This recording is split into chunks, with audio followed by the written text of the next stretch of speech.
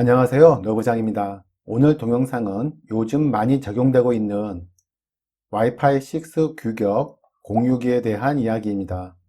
와이파이 6 규격은 최대 9.6GBps 까지 지원하는 무선 규격으로 원래는 802.11AX라는 규격이었는데 와이파이 얼라이언스에서는 와이파이 6라는 이름하고 같이 마케팅하고 있습니다. 요즘 나오는 유무선 공유기 중에서 중고급형에는 이 규격을 많이 적용하고 있죠. 바로 이 공유기에 대한 이야기인데요.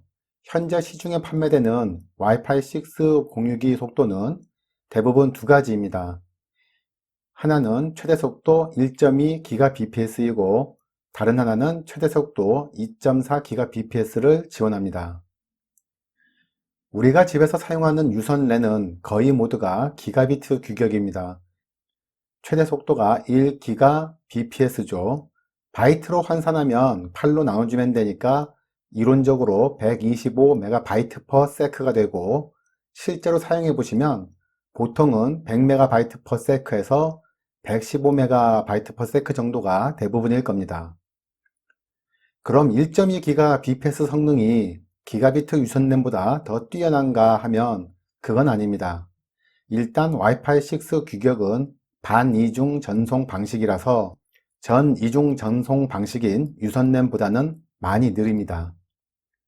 전이중 방식은 왕복 2차선 도로를 생각하시면 되겠습니다. 보내는 통신은 받는 통신을 생각할 필요가 없어서 전송 데이터에 붙는 오버헤드 정도만 빼면 제대로 속도가 나옵니다. 반면에 반이중 방식은 하나의 도로를 통해 왕복한다고 보면 될 것 같습니다. 보내기만 하고 받는 건 없다면 왕복 2차선과 같은 속도겠지만 불행하게도 통신은 양방향으로 이루어집니다.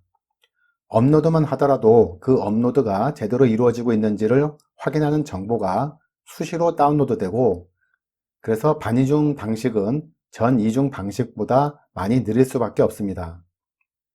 보통 이런 류의 공유기들은 모든 안테나를 한꺼번에 다 사용하기 때문에 거기에 다른 무선 기기들이 붙으면 또 부하가 걸리고 등등 무선 속도는 유선 랜을 따라오기 힘든 부분이 많이 있죠. 그런데 2.4GBps를 지원하는 공유기는 좀 다릅니다. 원리는 동일한데 전송 속도가 워낙 빨라서 기가비트 유선랜의 속도를 넘어서게 됩니다. 이론적으로 2.4GBps를 메가바이트로 환산하면 300MB/s에 이르는데 제 경우에 실제로 사용해보면 잘 나올 때가 170MB/s 정도로 나오더군요. 이 정도만 해도 잘 나오는 편이긴 합니다. 그런데 이 상태가 되면 또 다른 문제가 생깁니다.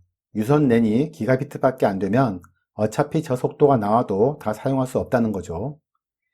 만일 나스 같은 것들을 사용하신다면 이런 손실은 좀 아까운 상황이 됩니다. 그럴 때는 경우에 따라서 이렇게 세팅하시면 도움이 될 수 있습니다.